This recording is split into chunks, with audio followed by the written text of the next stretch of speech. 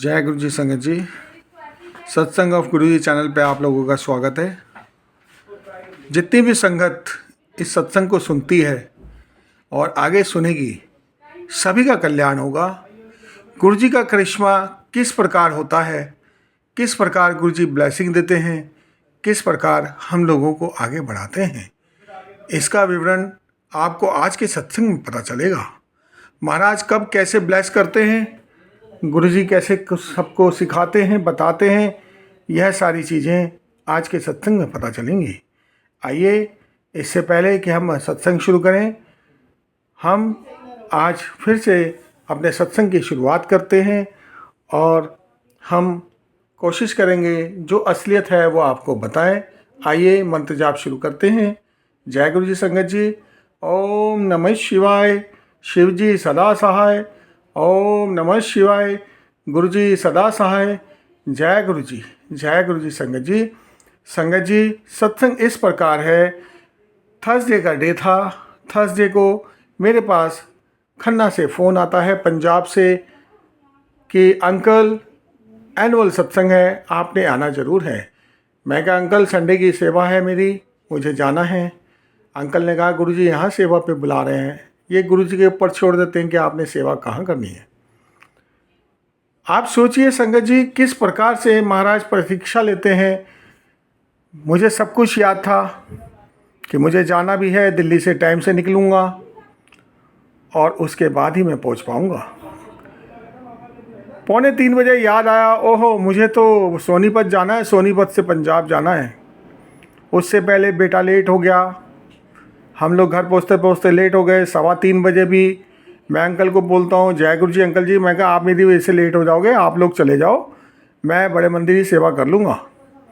नहीं अंकल आप आइए, मैं वेट करता हूँ 5:30 बजे तक, क्योंकि महरौली से सोनीपत तक का रास्ता कम से कम 2 से सवा 2 घंटे तो लग ही जाते हैं।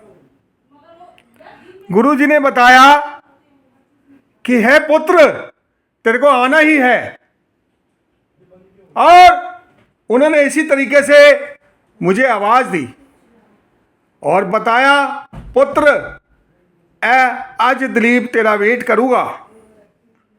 मैंने अंकल को बोला, मैं क्या अंकल जी आप चले जाइए, 6 बज गए हैं।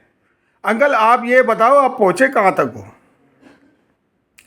मैं कहा अंकल जी मैं यहाँ तक पहुँच गया हूँ, कोई बात नहीं, आगे देखो पेट्रोल पंप दिखाई दे रहे हैं। मैं कहा हाँ जी। मैं वहाँ से निकला पेट्रोल पंप के पास से। उन्होंने कहा अंदर ही अंदर गाड़ियाँ निकालते रहो, अपनी गाड़ी को बाहर लेके आओगे तो अपने राइट हैंड पे डाल दीजिएगा।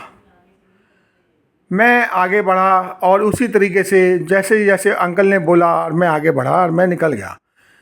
ठीक 6:30 बजे मैं वहाँ पहुँचता हूँ, अंकल जी को बोलता हूँ, अंकल जी 5 से 7 मिनट में मैं आपके नीचे उतर रहा हूँ और प्रस्थान कर रहा हूँ, और आप कृपया करके नीचे आ जाइए आंटी जी को लेके। नहीं अंकल चाय प्रसाद पी के चलेंगे। मैं कहा अंकल बहुत देर हो गई है, वहाँ भी हम जा रहे हैं तो क्या सेवा करेंगे, नाइट में भी तो सेवा लगी होगी। लेकिन गुरुजी महाराज को पता था और वह हमें निकालते हुए ले गए। हम तकरीबन 11:30 बजे दरबार में पहुँच गए और वहाँ सेवा चल रही थी। गुरुजी महाराज ने वहाँ पे जब सेवा चल रही थी, हमारे से जो सेवा लेनी थी उन्होंने वह सेवा भी ली, लंगर प्रसाद भी चखाया, और करीबन 1:30 बजे के करीब हम घर की तरफ प्रस्थान किए, जहाँ पे हमारे रहने सहने का इंतज़ाम था।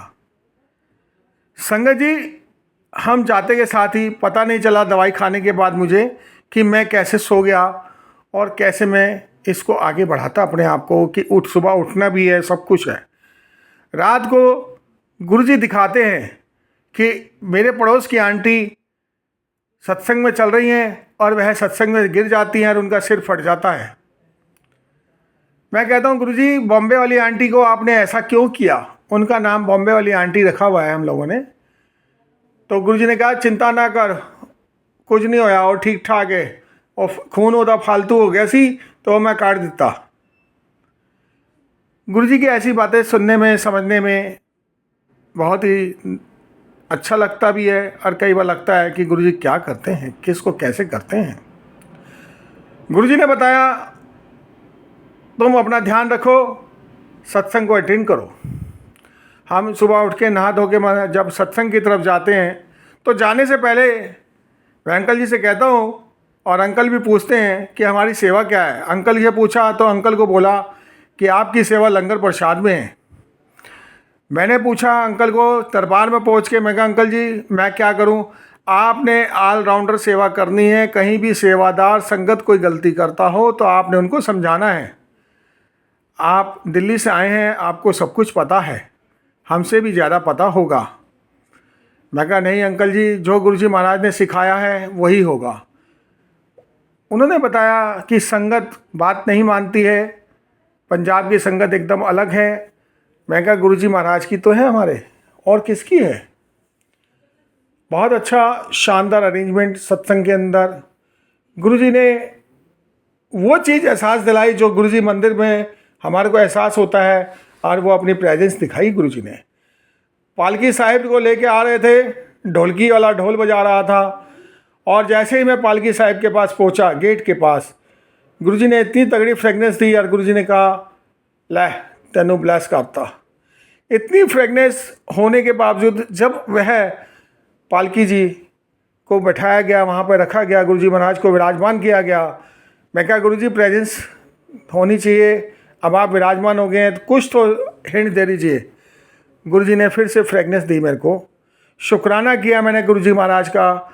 गुरुजी महाराज ने बताया कि इस तरीके से ये सब कुछ होता है। वहीं पे एक आंटी आई, आंटी ने बताया अंकल मेरा सत्संग आप लोग कभी शेयर करोगे? मैं कहा आंटी जी आपका कौन सा सत्संग है, मैं आपको 2 बार भेज चुकी हूँ, आप 1 बार डाल चुके हैं। तो मैंने कहा आंटी जी उसमें कुछ नहीं है, आपकी जो गतिविधियों वाली कहानी है आपने वो डाली है, थोड़ा सत्संग बताओ इस तरीके से। अंकल ये वाला सत्संग डाल देना, मैं तो लाइव सत्संग कर रही हूँ आपके साथ। मेरे पिताजी जो कि मेरे ससुर साहब हैं, उनकी बहुत ही ज़्यादा तबीयत ख़राब हो गई थी, और वह ख़राब होने के बाद हमने गुरुजी को कहा है गुरुजी महाराज इनको शक्ति दो, इनको ठीक कर दो, इनका जितना जीवन बचा है वह ठीक ठाक निकाल दो। 5 दिन से वेंटिलेटर पे पड़े हुए हैं पापा, उनको ठीक कर दो। जैसे ही गुरुजी को ये अरदास लगाई तो मेरी जेब में से पॉकेट स्वरूप निकला, और वह पॉकेट स्वरूप मैंने जाके तकिए के नीचे रख दिया, और मैंने कहा गुरुजी अब आप ही के हवाले हैं, और मंत्र जाप करके मैं आईसीयू से बाहर आ गई। वहाँ वेंटिलेटर पे जब वो पड़े हुए थे तो मैंने देखा मेरे पापा की उंगली हिलने लगी। गुरुजी का आशीर्वाद मिला, वह ठीक हो गए हैं, और 2 दिन पहले वह घर भी आ गए हैं। गुरुजी का अनंतम शुक्राना अंकल। मैं इसी प्रकार का सत्संग करना चाहती थी जो कि संगत के बीच में भी शेयर किया, और आपसे भी मैं शेयर कर रही हूँ। गुरुजी की इतनी मेहरबानी हो गई है, मैं इस मेहरबानी को कभी भी नहीं भूल पाऊँगी। गुरुजी का जो चमत्कार है वह चमत्कार हर किसी को मिलता है। गुरुजी की ब्लेसिंग्स, इतनी संगत। मैं वहाँ पर जब सत्संग में बैठा हुआ था, इतनी संगत देखी, इतने अच्छे प्यारे सेवादार देखे। दिल्ली में हो चाहे कहीं भी हो, कई जगह ऐसे सेवादारों में भिड़ंत होती है, कहने की हद नहीं। वह अपने आप को घमंडी समझने लग गए थे कुछ सेवादार जो दिल्ली में होते हैं, लेकिन मैंने पंजाब के सेवादारों को देखा जब, कोई घमंड नहीं, कोई कुछ नहीं, इतने प्यारे, इतने मीठी बोली। गुरुजी महाराज जैसे पंजाबी हैं हम लोग, इस टाइप की पंजाबियों की नाक ऊंची होती है, गुरुजी की भी नाक ऊंची है, और वह सबको ऊंचा भी रखते हैं। गुरुजी की जो ब्लेसिंग्स हैं बहुत लोगों को मिली। गुरुजी ने वहाँ पे मुझसे सत्संग भी करवाया। गुरुजी ने सत्संग जब शेयर करवाया मुझे बहुत अच्छा लगा। गुरुजी ने बताया कोई नहीं, नेक्स्ट टाइम अच्छा सत्संग सुना दें। मेरे को बहुत अच्छा लगा। वहाँ की संगत इतनी प्यारी, कोई गुस्सा नहीं, कोई कुछ नहीं। लंगर प्रसाद की व्यवस्था महाराज ने इतनी अच्छे तरीके से कराई, एक एक आदमी को लंगर वहाँ पर मिला। जो संगत कम से 4 से 5 हज़ार संगत होगी, बहुत अच्छे तरीके से संगत ने बैठ के सत्संग सुना। मात्र 4 आदमियों ने ही मोबाइल चलाया था, जो कि एक बार हाथ जोड़ने पे इशारा समझ के उन्होंने मोबाइल भी बंद कर दिया। मैंने उनको समझाया, मैं कहा आंटी जी मोबाइल ख़राब हो जाएगा, मोबाइल बंद कर दीजिए, इस तरीके से रिकॉर्डिंग मत कीजिए, सत्संग ख़त्म हो जाएगा। दरबार साहिब की जितनी फ़ोटो खींचनी हो आप खींच लीजिएगा। सत्संग शुरू होने से पहले दरबार की फ़ोटोएं नहीं खींचनी चाहिए। जो पुराने टाइम में हमने सुना हम वो बताते हैं आपको। आज का सत्संग मैं यहीं पे विराम करता हूँ और अगले सत्संग में आपको गतिविधियाँ बताऊँगा जो उस सत्संग के अंदर मेरे साथ हुआ पंजाब के खन्ना में एनुअल सत्संग में। जय गुरु जी, संगत जी, जय गुरु जी।